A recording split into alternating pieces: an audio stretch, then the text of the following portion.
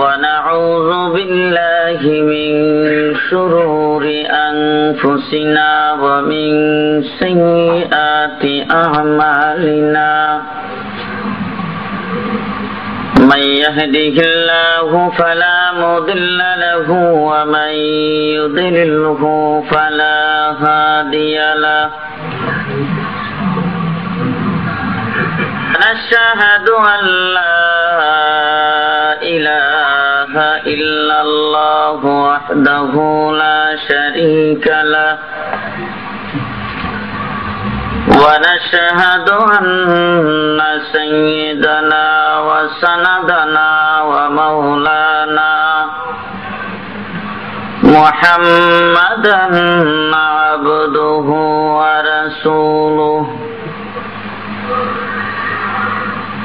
أرسله بالحق بشيرا ونذيرا وداعيا إلى الله بإذنه وسراجا منيرا أما بعد فأعوذ بالله من الشيطان الرجيم بسم الله الرحمن الرحيم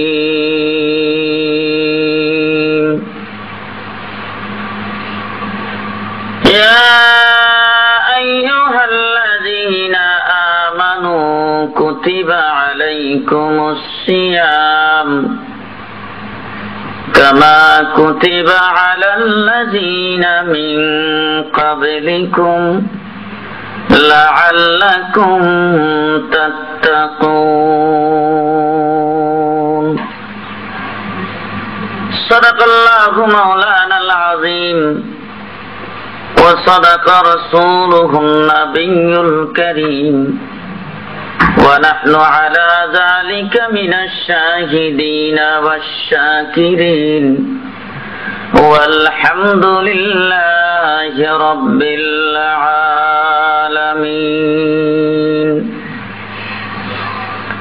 محبতের সাথে সকলেই দুরূদ শরীফ পড়েন সাল্লাল্লাহু আলা মুহাম্মাদ সাল্লাল্লাহু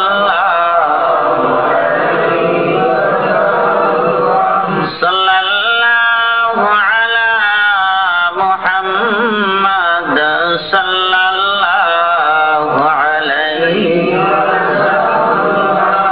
হর কে বাশদ আমল সাল্লুমদম আতশে দোজখ শাওয়াদ বরওয়াই হারাম সাল্লাল্লাহু আলা সাল্লাল্লাহু আলাইহি সাল্লাল্লাহু আলা মুহাম্মাদ সাল্লাল্লাহু আলাইহি বালাগাল উলা বিকামালিহি কাশাফাদ দুজা বিজামালিহি হাসানাত জামিউ খিসালিহি সাল্লু আলাইহি कि मोहम्मद से वफा तूने तो हम तेरे हैं ये जहां चीज है किया लौहा कलम तेरे है बलगल उला कशफत दुजा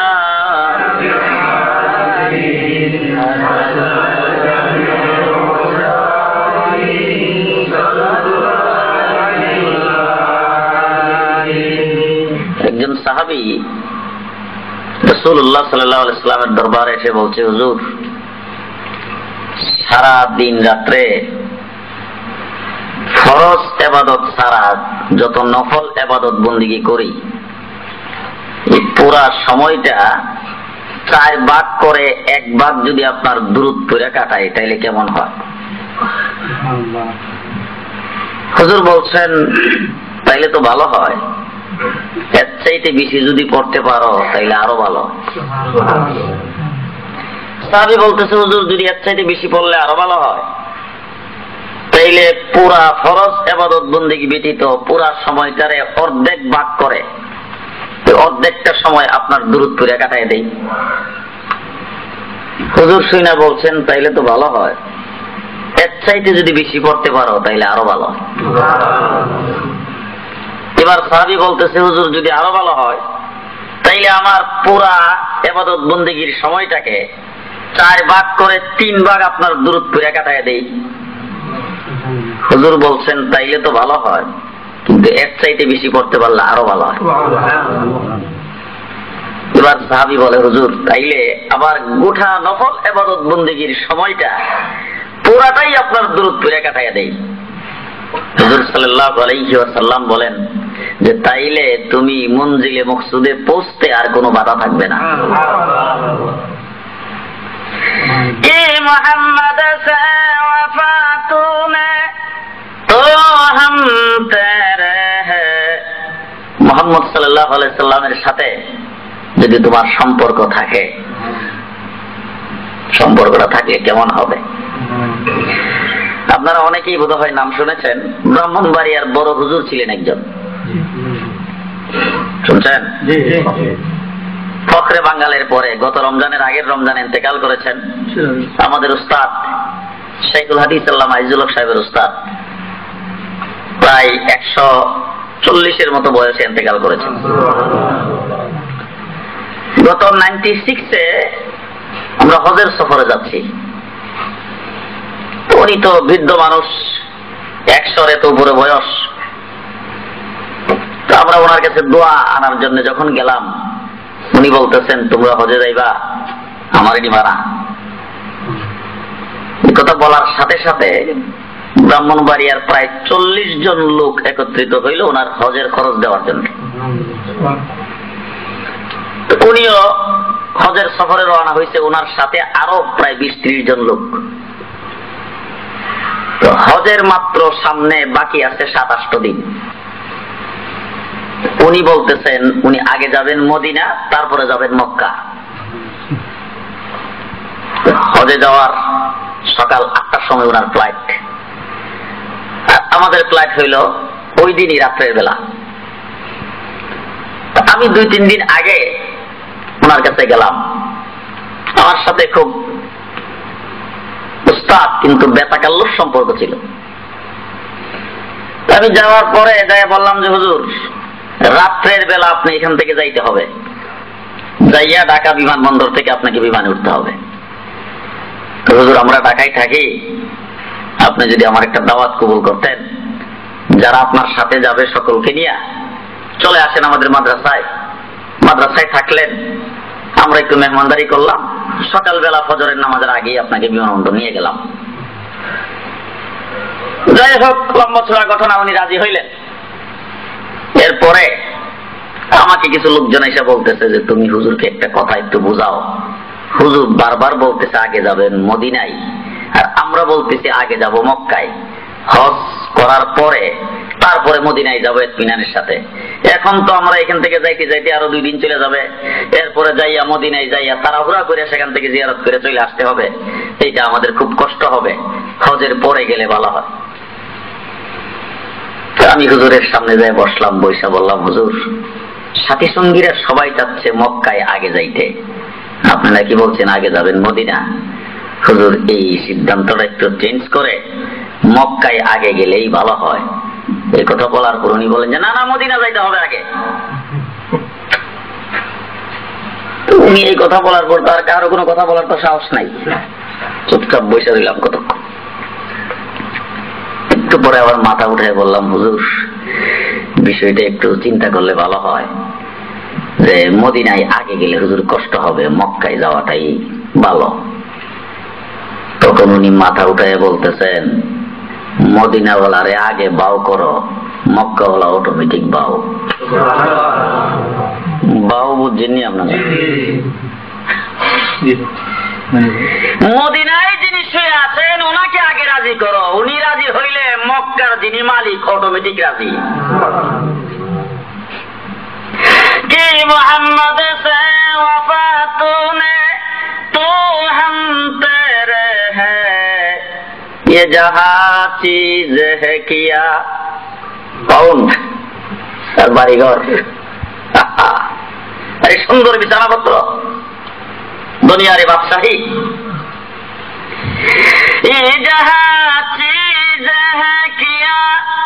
এই সমস্ত যা কিছু আছে এইগুলি কি লৌহ কলম তেরে, আরশ কুরসি লৌহ কলম সব তোমার, যদি মদিনার রাসূলকে বাধ্য করতে পারো।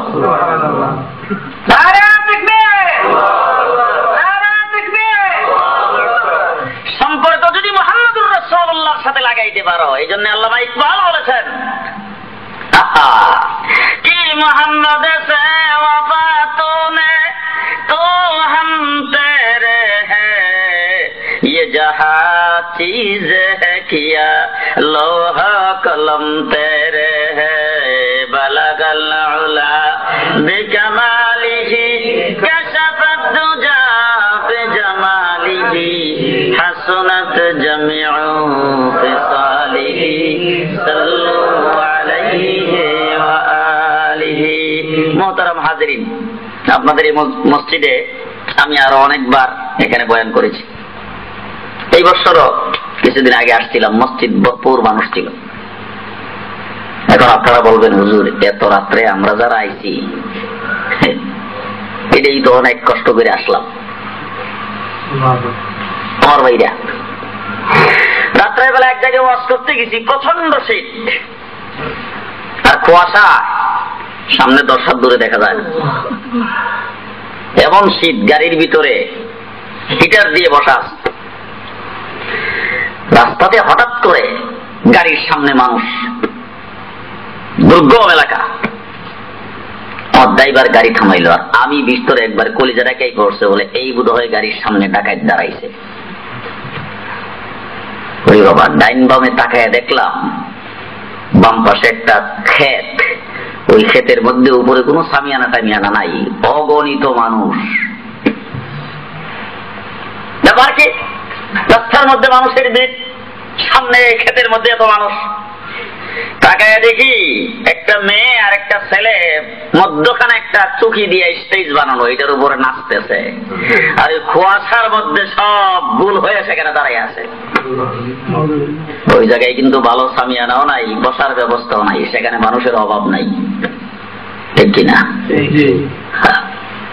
এই জন্য আমি অনেক সময় বলি, ভালো কাজে মানুষ কম আসে। আপনি বাজারে গেলে দেখবেন মাছ বিক্রি হয় বাজারে, একটা মাছের দাম 400-500 টাকা আছে না?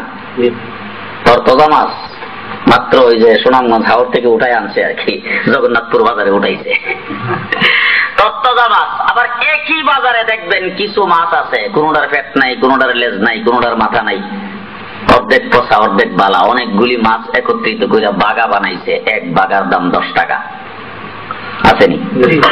এবার আপনারা বলেন তো দেখি, এই যে বাগার দাম 10 টাকা, দাম কম পচা মাছ, মাছি ওইটাতে বেশি না যেটা তরতাজা দাম বেশি ওইটাতে মাছি বেশি?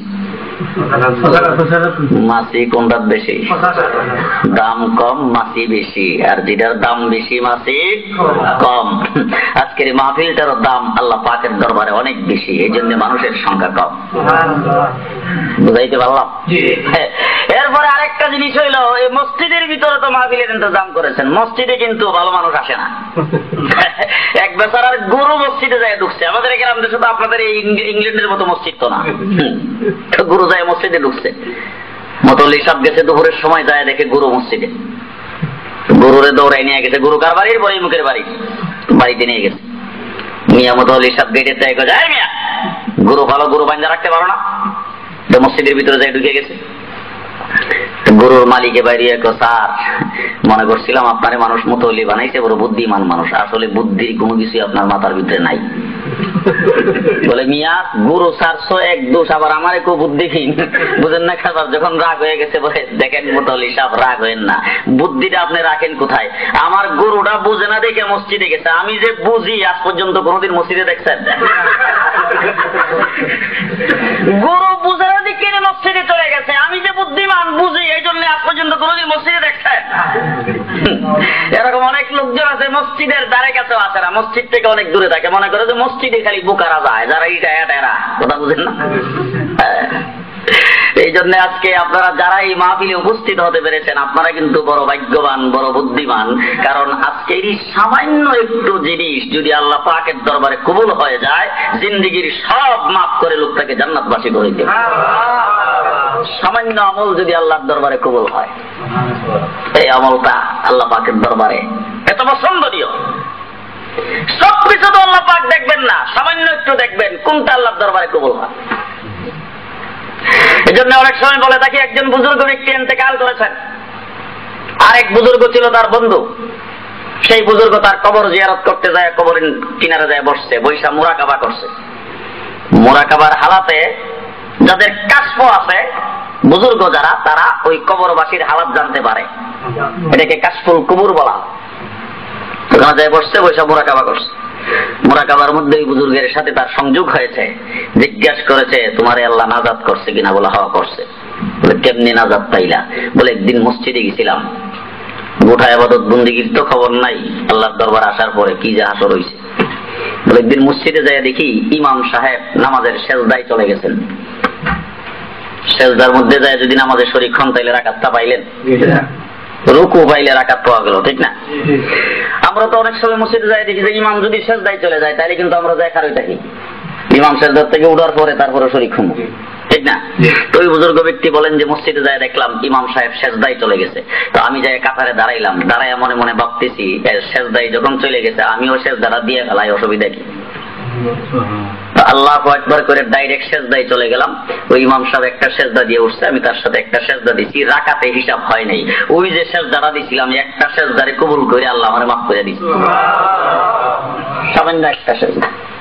হাদিসে পাকে আছে আল্লাহ পাক হাশরের ময়দানে একজন ব্যক্তিকে ডাক দিয়ে বলবেন, তোর আমলনামাটা দেখ তো দেখি কি করছস সারা জীবন, কি করছস দেখ।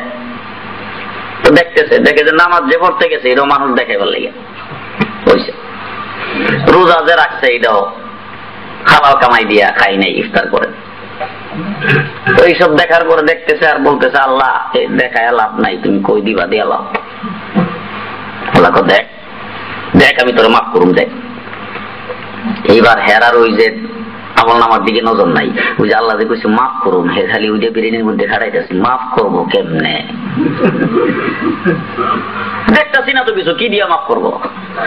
হঠাৎ করে ছোট্ট একটা আমলের টুকরা আল্লাহ বাই করে বলে এইটা দিয়া মাফ করুম। এইটা কি?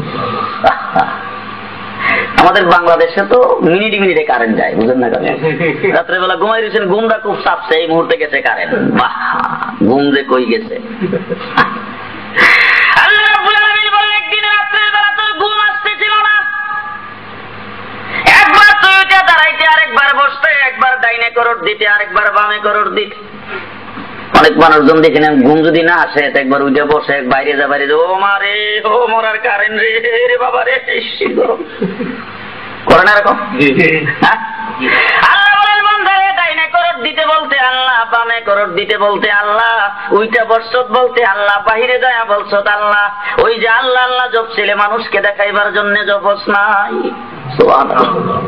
এই বান্দা, ওই যে রাত্রির বেলা আল্লাহ আল্লাহ জিকির করছিলে, এই জিকিরটা মানুষকে দেখাইবার জন্য করস নাই, অন্তর থেকে আমি আল্লাহকে ডাক দিছিলে, ওই এক রাত্রের আল্লাহ জবাকে কবুল করে আমি তোরে মাফ করে দিলাম। এই যে বসছেন আজকের এই বসাটাকে কবুল করে আল্লাহ সব মাফ করে জান্নাতে দিয়ে দিতে পারে। উসিলা ছাড়া কেউ জান্নাতে যাইতে পারবে না।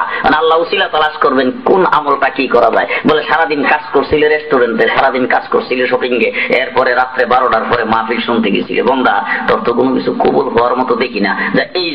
এই যে কষ্টটা উড়াইছ সারাদিন কাজ করার পরে, আবার যায় মাহফিল শোনার জন্য গেছি, মসজিদে বসাছিলে, ওইটারে কবুল করে দিলাম, মাফ করে। বাইরা মাস সামনে যে মাসটা আসতেছে এটার কি নাম? কোন মাস? অনেকের জন্য গ্যাস্ট্রিকের মাস, রমজান মাস। বর্তমান যে মাস চলে এটার নাম কি? আজকে কয় তারিখ? শাবানের কত? 26 তো কইছেন তিনজনে।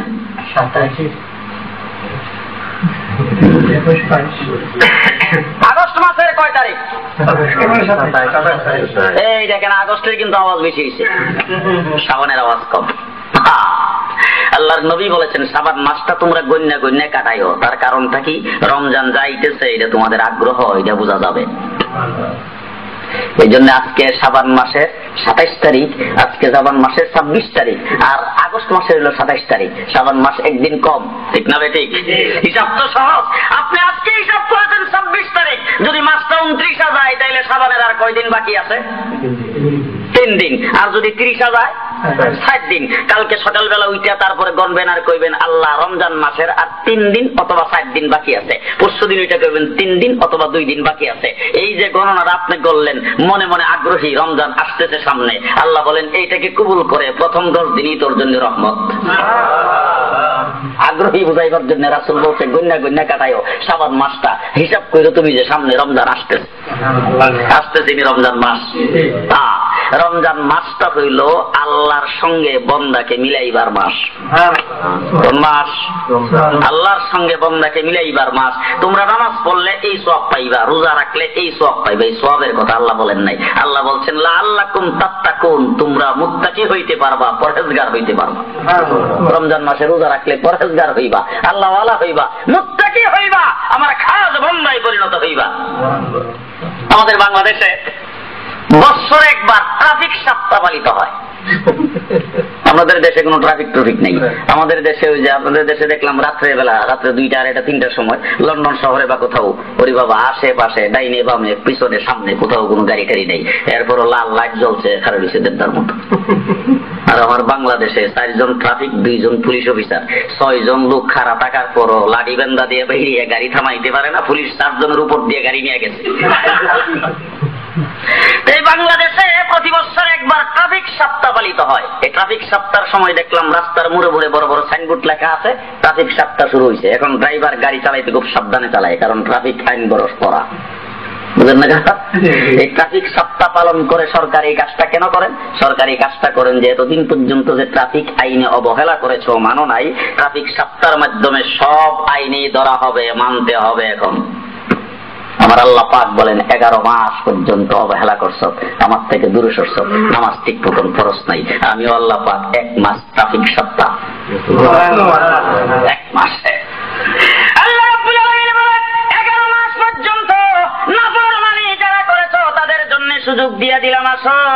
একবার ডাক দিলে আমি আল্লাহ একবার শুনতাম। রমজান মাসে একবার ডাক দিবা, আমি আল্লাহ 70 বারের মতো শুনবো। একবার ডাক দিবা 70 বারের মতো শুনবো। ফরজ ইবাদত বন্দি করবা, 70টা ফরজের সমান সওয়াব। নফল করবা, ফরজের সমান সওয়াব। আবার আল্লাহ বলেন রমজান মাস ছাড়া অন্য মাসে হাদিসে পাকে রাসূল বলেছেন শেষ রাত্রের বেলা, রাত্রে 1টার পরে 12টার পরে শেষ রাত্রের বেলা আল্লাহ পাক প্রথম আসমানে এসে বন্দারে ডাক দেন, আলা বিন মুস্তাগফিরিন ফাগফিরাল্লাহ, কে আসো আমার কাছে মাফ চাইবা, আমি তারে মাফ করে দিব। আবার রাসূল বলেছেন রমজান মাসে 24 ঘন্টা এই ডাকতে ডাকতে থাকে, যে কোনো মুহূর্তে আল্লাহর দরবারে মাফ চাইবা, আল্লাহ পাক মাফ করে দেবে। রমজান শরীফের মাস বড় মুবারক মাস, যেই মাসের মধ্যে আমার রাসূল সাল্লাল্লাহু আলাইহি ওয়াসাল্লাম বলেছেন হাদিসে পাকে, রমজান মাসের মধ্যে যারা রোজা রাখবে তাদের জন্য 1 নম্বর বৈশিষ্ট্য হলো রমজান মাস উপলক্ষে আল্লাহ পাক জান্নাতটাকে সাজাইতে থাকেন। মুহাদ্দিসিনগণ এটা 2টা অর্থ লিখেছেন। একটা হইল যে বছরের প্রথম দিক থেকে সাজানি আরম্ভ করবেন, সারা বছর সাজাবেন। আরেকটা হইল প্রত্যেক দিন নতুন ভাবে রমজান মাস উপলক্ষে প্রত্যেক দিন রোজাদারদের জন্য জান্নাতটাকে সাজাবেন। আর আল্লাহ পাক বেহেশতকে ডাক দিয়ে বলবেন যারা কষ্ট করে রোজা রাখতেছে অচিরেই তোমাদের মাঝে আসবে। বাইরা মাস রাসূল সাল্লাল্লাহু আলাইহি ওয়াসাল্লাম বলেছেন রমজান শরীফের মাসে যারা রোজা রাখে তাদের জন্য দরিয়ার মাস পর্যন্ত মাগফিরাতের দোয়া করতে থাকে। দরিয়ার মাস পর্যন্ত তাদের জন্য মাগফিরাতের দোয়া করে। হাদিসের ব্যাখ্যায় মুহাদ্দিসিনগণ লিখেছেন দরিয়ার মাছ দিয়ে রাসূল এইটা বুঝাইতে চাচ্ছে আপনাদের এইখানে দরিয়াতে যাইতে হলে একটু সময় লাগবে, তো দূরে না, এটা দূরে না। এবারে মসজিদ থেকে বাইরে গেলেন, গাছের নিচে ওখানে ছোট ছোট পিপিলিকা বা অন্যান্য পোকামাকড় আসেনি, এটা কাছে না দূরে? এটা কাছে। রাসূল সাল্লাল্লাহু আলাইহি সাল্লাম দরিয়ার মাছ দিয়ে দূরেরটা বুঝাইয়া মধ্যখানে যা আছে সবগুলোকে শামিল করছে। গাছপালা, পশু পাখি যাবতীয় সবকিছু তার জন্য মাগফিরাতের দোয়া করে। আল্লাহ রাসূল বলেছেন আল্লাহ রাব্বুল আলামিন যেই মানুষটাকে ভালোবাসেন, যেই মানুষটা আল্লাহর খাস বন্দায় পরিণত হয়, আল্লাহ জিবরাইল আমিনকে ডাক দিয়ে বলেন জিবরাইল ওল হামের এই মানুষটাকে আমি ভালোবাসি, তুমিও আজ থেকে তাকে ভালোবাসতে থাকো। আমি এই মানুষটারে ভালোবাসি, তুমিও ভালোবাসো। এবার জিবরাইল আমিন সমস্ত ফেরেশতাদের সর্দার, তো সর্দার না? হযরত জিবরাইল আমিন এই ঘোষণা শোনার পরে ফেরেশতা জগতের সমস্ত ফেরেশতাদেরকে ডাক দিয়ে বলেন, এই মানুষটাকে আল্লাহ ভালোবাসেন, আমারে ভালোবাসার কথা বলছেন, তোমরাও আজকের থেকে ভালোবাসো। আল্লাহ নবী বলেছেন, ফেরেশতাদের জগতে এলান হয়ে যাওয়ার পরে সমস্ত ফেরেশতারা যখন মানুষটাকে ভালোবাসতে আরম্ভ করে, দরিয়ার মাছ পর্যন্ত, পিপিলিকা পর্যন্ত, মাটির নিচে, মাটির উপরে, গাছপালা পর্যন্ত এই মানুষটার জন্য মাগফিরাতের দোয়া করতে থাকে। সব কিছু মাগফিরাতের দোয়া করে। আমার ভাইরা, রমজান শরীফের মাস বড় মুবারক মাস। আমি আজকে আপনাদের সামনে শুধু একটা হাদিস বলতে চাই। মুহাম্মদুর রাসূলুল্লাহ সাল্লাল্লাহু আলাইহি ওয়াসাল্লাম মসজিদের মিম্বরে উঠছে, মসজিদের মিম্বরে উঠছে খুতবা দেওয়ার জন্য। প্রথম সিঁড়িতে পাড়া দিয়ে রাসূল বলছেন আমিন। সাহাবায়ে কেরাম রাসূলের কোনো কাজকর্ম দেখলে চোখ বাইর করে তাকাইতেন, কারণ এটা জানতে হবে তো। সাহাবায়ে কেরাম যদি ভালো করে না জানতেন তাইলে আমরা ওয়াজ পাইলাম বলে কই। তো একবার যখন আমিন বলছে, সাহাবায়ে কেরাম কান খাড়া করে উঠছে। ব্যাপার কি, কোনোদিন তো এরকম সিঁড়িতে পাড়া দিয়ে হুজুর আমিন বলেন নাই। দ্বিতীয় সিঁড়িতে পাড়া দিয়ে হুজুর বলছেন আমিন। 3 নম্বর সিঁড়িতে যায় হুজুর বলছেন আমিন। সাহাবায়ে কেরাম তো হুজুরকে কতক্ষণে জিজ্ঞেস করবে অপেক্ষমান। খুতবা শেষ করার পরে সাহাবায়ে কেরাম বলে, হুজুর কোনোদিন মিম্বরে উঠে এরকম কোনোদিন করেন নাই, আজকে কেন এমন করলেন? হুজুর আকরাম সাল্লাল্লাহু আলাইহি সাল্লাম বলেন, জিবরাইল আমিন এসে আমার কাছে 3টা দোয়া করছে। কয়টা দোয়া? জিবরাইল আমিন তো আল্লাহর হুকুম ছাড়াই আইছে নাকি? হ্যাঁ, আল্লাহর হুকুম না নিয়ে জিবরাইল আমিন আসার একটা কদম দেওয়ার অধিকার আছে? তাহলে জিবরাইল আমিন এসে হুজুরের কাছে 3টা দোয়া করছে। রাসূল বলছেন আমি 3 বার আমিন বলছি। জিবরাইলের দোয়াও আল্লাহর হুকুম ছাড়া না, রাসূলের আমিন বলাও ঠিক না? ঠিক। তাইলে আল্লাহর হুকুমে রাসূল বলছেন আমিন, জিবরাইল দোয়া করছে আল্লাহর হুকুমে। সুতরাং এই দোয়া আল্লাহর দরবারে কবুল তো করার আগে, ঠিক না? ঠিক। এবার রাসূল বলেন কি দোয়াটা করছে? দোয়াটা হইল, হুজুর 1 নম্বর দোয়া হইল, যেই ব্যক্তি আপনার নাম শোনার পরে আপনার উপরে দুরূদ শরীফ পড়ল না, সেই ব্যক্তির জন্য ধ্বংস, হালাক হোক সেই ব্যক্তি। জিবরাইল আমিন এই দোয়া করেছেন। মুহাম্মদুর রাসূলুল্লাহ সাল্লাল্লাহু আলাইহি সাল্লামের নাম শুনলে, আমি এই মজলিসে যখন ওয়াজ করতে বসেছি, বসার পরে সর্বপ্রথম আমার মুখ থেকে যখন রাসূলের নাম বের হয়েছে, বের হওয়ার সাথে সাথে আমার উপরও দুরূদ পড়া ওয়াজিব, আপনাদের উপরও ওয়াজিব। দ্বিতীয় নম্বরে যখন আমার মুখ থেকে বের হয়েছে, আমার জন্য সুন্নত, আপনাদের জন্য সুন্নত। এরপরে যতবার দুরূদ শরীফ এই মজলিসের মধ্যে পড়া হবে, রাসূলের নাম বলা হবে, প্রত্যেকবার দুরূদ শরীফ পড়া মুস্তাহাব। বুঝে আসছে আমার ভাইরা? দুরূদ ও সালাম মুহাম্মদুর রাসূলুল্লাহ সাল্লাল্লাহু আলাইহি ওয়াসাল্লামের উপরে। হুজুর আকরাম সাল্লাল্লাহু আলাইহি ওয়াসাল্লাম বলেন, দুরূদ শরীফ আমার উপর যারা পড়ে, তাদের দুরূদগুলি আমার দরবারে পৌঁছায় দেওয়ার জন্য আল্লাহ পাক অগণিত ফেরেশতা মোতায়েন করেছেন। অগণিত ফেরেশতারা রাসূলের দরবারে নিয়ে দুরূদ শরীফগুলি পৌঁছায় দেয়। আল্লাহ রাসূল বলেছেন, আমার ইন্তেকালের পরে রওজার কিনারে আয়েশা যারা আমার জিয়ারত করবে, হুজুর বলেছেন তাদের জন্য সুপারিশ করা আমি রাসূলের উপর ওয়াজিব। মান যারা কবরি ওয়াজাবাত লাহু শাফাতি। রাসূল বলেছেন আমার উপর ওয়াজিব যারা আমার রওজা জিয়ারত করে। আমার ভাইরা, পৃথিবীর সমস্ত উলামায়ে কেরাম সকলেই একমত, আল্লাহর নবী মুহাম্মদুর রাসূলুল্লাহ সাল্লাল্লাহু আলাইহি ওয়াসাল্লামের রওজা মুবারকের কিনারে যাইয়া হাজার হাজার মানুষ এক কণ্ঠ হয়ে যখন সালাম পেশ করবে, আল্লাহর নবীকে আল্লাহ পাক এই ক্ষমতা দিয়েছেন, সকলের সালামের জবাব রাসূল এক কণ্ঠে দিতে পারেন। হুজুর তখন সরাসরি সেখান থেকে সালাম শুনেন, সালামের জবাব হুজুর সরাসরি দেন।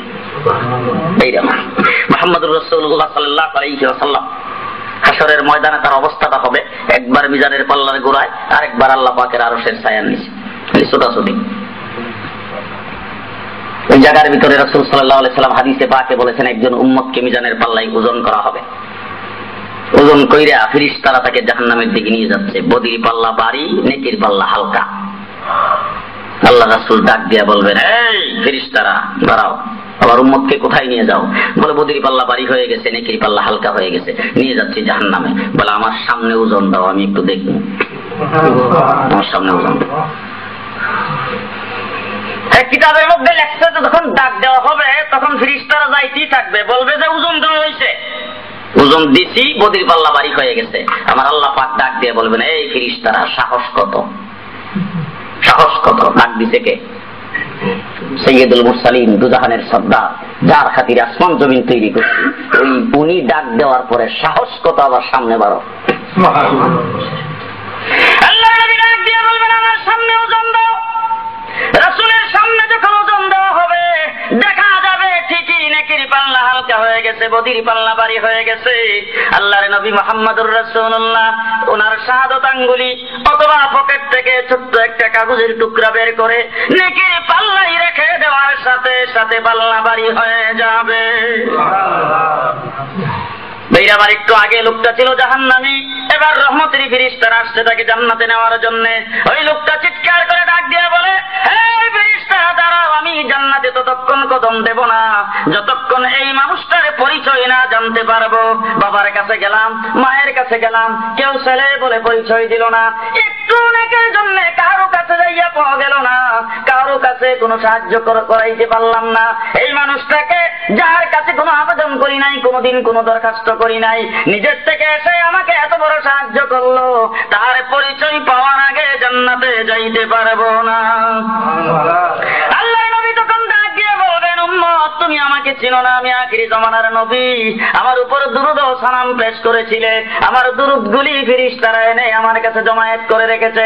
এই কঠিন মুহূর্তে আমি দেখলাম কি দিয়ে তোমাকে সাহায্য করা যায়, তখন তোমার দুরূদের সওয়াবগুলো নেকির পাল্লায় দিয়ে দিলাম। যাও গো উম্মত, চিরকালের জন্য জান্নাতে চলে যাও। নবী মুহাম্মদুর রাসূলুল্লাহ সাল্লাল্লাহু আলাইহি ওয়াসাল্লামের শানে দুরূদ ও সালাম শুয়ে শুয়ে বললে হবে তো? জি জি। কারিয়া কারিয়া উবায়া উবায়া বললে হইতো না? ঘুমাই গেছেন গা মাথুন না গিয়ে উবায়া উবায়া বললে হইব তো? হাইটা হাইটা গাড়ি চালায়া শুয়া শুয়া বয়া বয়া সর্ব অবস্থায় রাসূল সাল্লাল্লাহু আলাইহি ওয়াসাল্লামের দুরূদ শরীফ যেমনে পড়ে তেমনি হইব। এখন আমাদের দেশে কিছু লোকজন আছে বলে দুরূদ পড়লে উবাইয়া হরম লাগবে। এবার দুরূদ পড়া যদি উবাইয়া পড়াটা যদি সুন্নত, ওয়াজিব, ফরজ, মুস্তাহাব কিছু হইতো, তাহলে নামাজের মধ্যে খারি হইতো দুরূদ পড়ো। নামাজ হারিয়া নামাজ দুরূদ পড়েন কোন বসিয়া, নামাজের মধ্যে দুরূদ পড়া, এইটা নামাজ কমপ্লিট করার জন্য দুরূদ পড়া হইল এই জায়গার মধ্যে বৈশা বৈশা ওয়াজিব। আর আপনি যখন মজলিসের মধ্যে যাবেন তখন ইয়া নবী সালাম আলাইকুম করে খারিয়া পড়তে। আমার বাইরে এই জন্য আমি বুঝি যে খারইয়া আর বইয়া লইয়া এই মারামারি না কইরা যারার মনে চায় রাসূলের দুরূদ শরীফ খারইয়া পড়ে, সারাদিন খারইয়া পড়ি না, আমরা কামাকা বাধা দিতে চাই না। আর আমরা যারা বইয়া পড়তে যাই আমাদের আর আমরা কি লেগে বাংকায় দরকার আছে কোনো? আমরা আরাম প্রিয় মানুষ, আমরা রাসূলের দুরূদ বইয়া বইয়া পড়বো। আপনারা যদি আরাম পাও খুব শক্ত থাকে তাহলে আপনারা দাঁড়ায় দাঁড়ায় পড়েন, আমার তো কোনো আপত্তি নেই। আমাকে দিলে মারামারির দরকারটা কি? দরকার আছে কোনো? হ্যাঁ ভাইরা আমার, এই জন্য রাসূলের দুরূদ হার মুহূর্তে সব অবস্থায় রাসূল সাল্লাল্লাহু আলাইহি ওয়াসাল্লামের দুরূদ যারা বেশি বেশি পড়বে আল্লাহ পাক তার অভাব অনটন দূর করে দেবেন। আসমানের জমিনের সকল বিপদ আপদ থেকে আল্লাহ পাক থেকে মুক্ত করে দেবেন। আমার ভাইরা, আমাদের দেশের অনেক লোকজন আছে দেখেন সিডাকসিন ফিডাকসিন খাইতে খাইতে শেষ, ঘুম হয় না ভালো, আসেনি এমন মনে, ঘুম হয় না, টেনশন, রাত্রে বেলা শুইছে ঘুম হয় না, কত ওষুধ খাইছে ঘুম মুডে আসেই না, ঠিক না বেঠি? আমার ভাইরা, এই লোকটার জন্য এক নম্বরের তাবিজ হইল দুরূদ শরীফ। সুন্নত মোতাবেক শুইয়া দুরূদ পড়তে থাকবেন, দেখবেন কিছুক্ষণের ভিতর ঘুমাই সাজা। মুহাম্মদুর রাসূলুল্লাহ সাল্লাল্লাহু আলাইহি ওয়াসাল্লামের শানে দুরূদ। 2 নম্বর রাসূল সাল্লাল্লাহু আলাইহি ওয়াসাল্লাম বলেন, জিবরাইল আমিন দোয়া করছে আর আমি আমিন বলছি। এই দোয়াটা হইল বৃদ্ধ বৃদ্ধা মা বাবা পাওয়ার পরে যেই ব্যক্তি তার খেদমত করে তাকে খুশি করতে পারল না, সেই ব্যক্তির উপরে আল্লাহর লানত। বৃদ্ধ বৃদ্ধা মা বাবা আসেনি?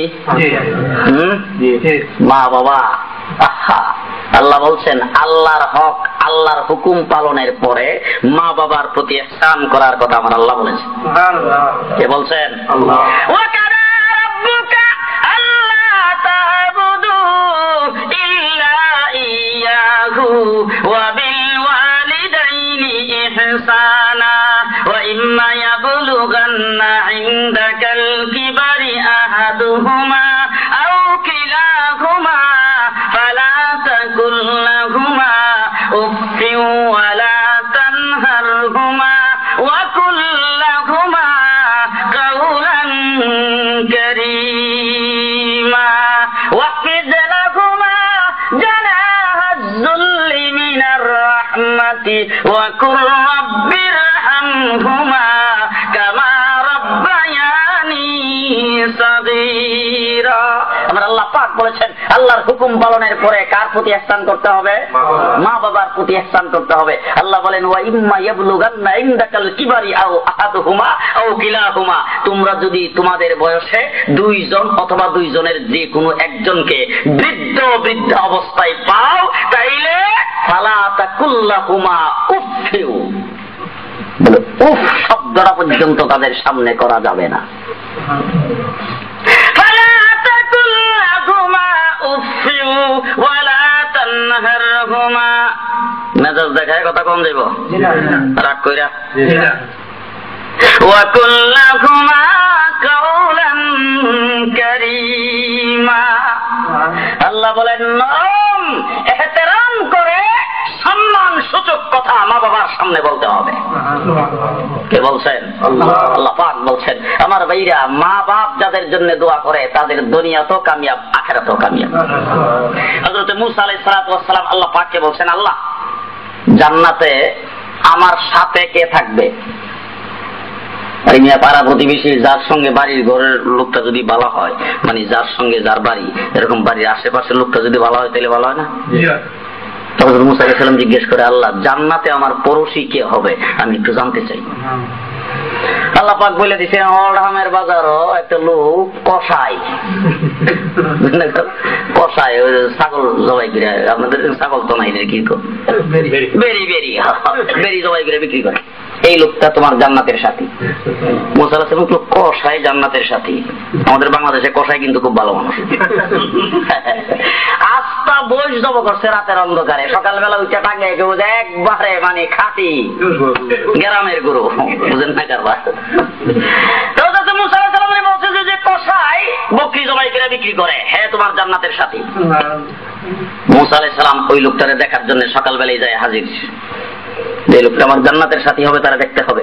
তো গেছে, যায় সেটা দেখে যে লোকটা আসছে দোকানে আইসা তারপর একটা ছাগল জবাই করছে, জবাই করে চামড়াটারে চুইল্লা ভালো জায়গার যে গোশতটা, অনেকে কিন্তু অনেক জায়গার গোশত খাইতে ভালোবাসে, কেউ গজের গোশত খাইতে ভালোবাসে, কেউ রানের গোশত, কেউ সিনার গোশত, বুঝেন না? ভালো জায়গার যে গোশতটা, এই গোশতটা করে একদম প্রথমেই কাইটা একটা ব্যাগের ভিতরে রেখে দিয়েছে সুন্দর করে।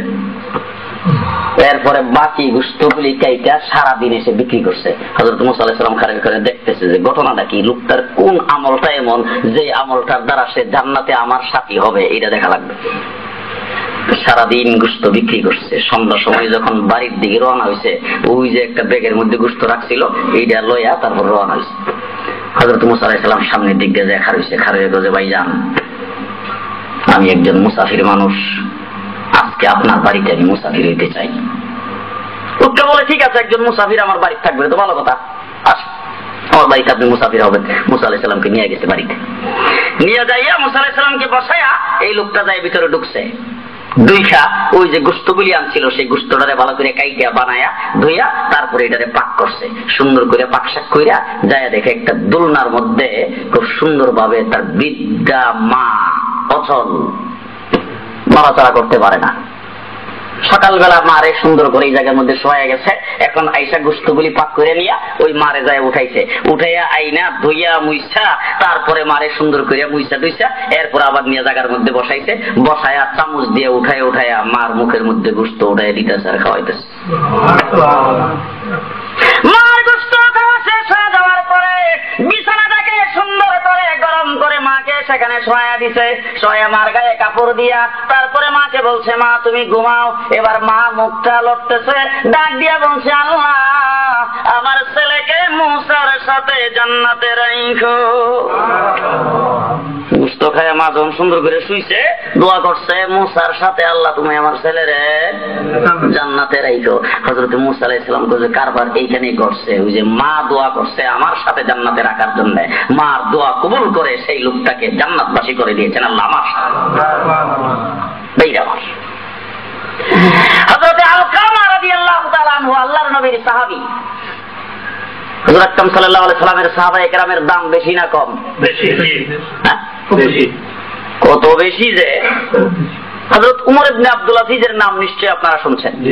উমর ইবনে আব্দুল আজিজের শাসন আমলে বাঘ আর বকরি এক গাঁটে পানি পান করত। বাঘে বকরির উপর আক্রমণ করে নাই।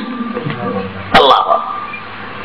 উমর ইবনে আব্দুল আজিজের জমানায় এক বুজুর্গ ব্যক্তির কাছে একজনে যায় বলতেছে, হুজুর উমর ইবনে আব্দুল আজিজ শ্রেষ্ঠ, বহুত বড় বুজুর্গ তো, বাঘ আর বকরি এক গাঁটে পানি পান করে, বুঝেন না কারবার? উমর ইবনে আব্দুল আজিজ শ্রেষ্ঠ না আমিরে মুআবিয়া শ্রেষ্ঠ? প্রশ্ন করছে যায়। ওই ব্যক্তি বলতেছে, শোনো, আমিরে মুআবিয়া হলেন আল্লাহর নবীর সাহাবী। কেমন সাহাবী? হুজুর আকরাম সাল্লাল্লাহু আলাইহি সাল্লামের কাছে ওহী নাজিল হইতো আর আমিরে মুআবিয়া লিখতেন। জলিল কদর সাহাবী আমিরে মুআবিয়া। ওই বুজুর্গ ব্যক্তি বলতেছে, শোনো, শুধু আমিরে মুআবিয়া না, আল্লাহর নবী আপনার একজন সাহাবী যদি মরুভূমির মধ্যে ঘোড়া দৌড়ায়, কথাটা কিন্তু বুঝছেন আপনারা ভালো করে, আল্লাহর নবী আপনার একজন সাহাবী মরুভূমির ভিতরে যদি ঘোড়া দৌড়ায়, তার ঘোড়ার পায়ের সঙ্গে বাড়ি খেয়ে যে ধুলাবালিগুলি উড়বে, এই ধুলাবালিগুলির তুলনা 1000 আমি আদি 1000 উমর ইবনে আব্দুল আজিজেও হবে না। উমর ইবনে আব্দুল আজিজের মতো এরকম হাজার হাজার আল্লাহর ওলি যদি এক পাল্লায় ওঠানো হয়, আর ওই যে সাহাবীর ঘোড়ার দৌড়ের মধ্যে ঘোড়ার পায়ের খুঁচাই যে বালি উঠছে, সেই বালির মর্যাদাও হবে না। কত বড় মর্যাদাশালী সাহাবী! ওই সাহাবী হযরতে আলকামা ইন্তেকাল করতেছে, মরণাপন্ন অবস্থা। সাহাবায়ে কেরাম তার চতুর্দিকে বেদ দিয়ে বসছে, বুঝেন কিন্তু ভালো করে, আল্লাহর নবীর সাহাবীরা বসছে। বৈশা এবার যখন মইরা যাবে একবারে শেষ শ্বাস নিঃশ্বাস, খুব ওই মুহূর্তে তাকে বলতেছে, আশহাদু আল্লা ইলাহা ইল্লাল্লাহ, আশহাদু আল্লা ইলাহা ইল্লাল্লাহ। ওর মুখ দিয়ে কালিমা আসে না।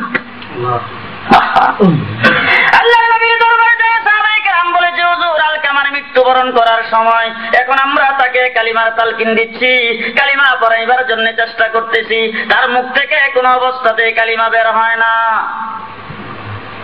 আল্লাহর নবী ডাক দিয়া বলেন, তার মা বাবা জীবিত আছে কিনা? বলে, হুজুর বাবা নাই, মা আছে। হুজুর জিজ্ঞাসা করেছেন, যাও তার মার কাছে, মাকে যায় জিজ্ঞাসা করো আলকামা সম্পর্কে কি রিপোর্ট দেয়। মারে যায় জিজ্ঞাসা করেছে, মা বলছে আমার ছেলে ভালো, ইবাদত বন্দেগী ভালো করতো, নামাজ পড়তো, রোজা রাখতো, মানুষের সাথে আচার ব্যবহার খুব ভালো করে করত, কিন্তু আমি তার প্রতি রাজি না। সবকিছু বালা, আমি রাজি না। আল্লাহ নবী তার ডাক দিয়ে জিজ্ঞাসা করেছে, মা গো, কি জন্য তুমি আলকামার প্রতি রাজি না? তুমি বলছো ছেলেটা খুব ভালো, আচার ব্যবহার ভালো করে, ইবাদত বন্দেগী ভালো করে, নামাজও পড়ে, এরপরে তুমি তার প্রতি রাজি না কেন? আলকামার মা ডাক দিয়া বলেছে, হুজুর আমি তার প্রতি রাজি না, আমার চাইতে তার বউয়ের কথাই বেশি দাম দেয়।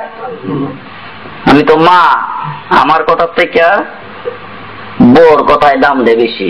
এমন মানুষ আপনাদের ইংল্যান্ডে নাই, আমরা বাংলাদেশে বহুত আছে।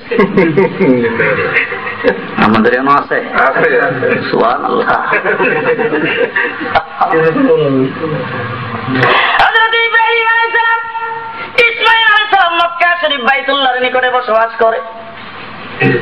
হযরত ইব্রাহিম আলাইহিস সালাম, ইসমাঈল আলাইহিস সালাম যখন বড় হয়েছে, মধ্যখানে তো আরো অনেক কিছু গেছে, বুঝেন না, বাইতুল্লাহ শরীফ নির্মাণ করছে, ইব্রাহিম ইসমাঈল আলাইহিস সালামকে জবাই করছে, তারপর জমজম কূপ হয়েছে, এগুলো অনেক গেছে, লম্বা চড়া ইতিহাস।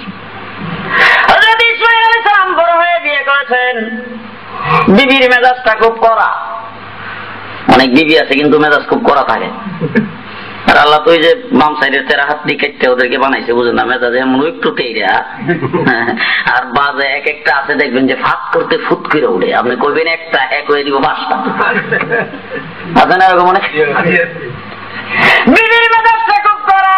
হযরত ইব্রাহিম আলাইহিস সালাম আল্লাহ পাকের অনুমতি নিয়ে গেছে পুত্রবধূ আর পুত্রকে দেখার জন্য। ইসমাইল আলাইহিস সালাম বাড়িতে নাই, গেটের মধ্যে দাঁড়ায় ডাক দিছে, ইসমাইল। ঘরের ভিতর থেকে জবাব দিছে, কে আপনি? মেজাজ করা তো। ইসমাইল কোথায়?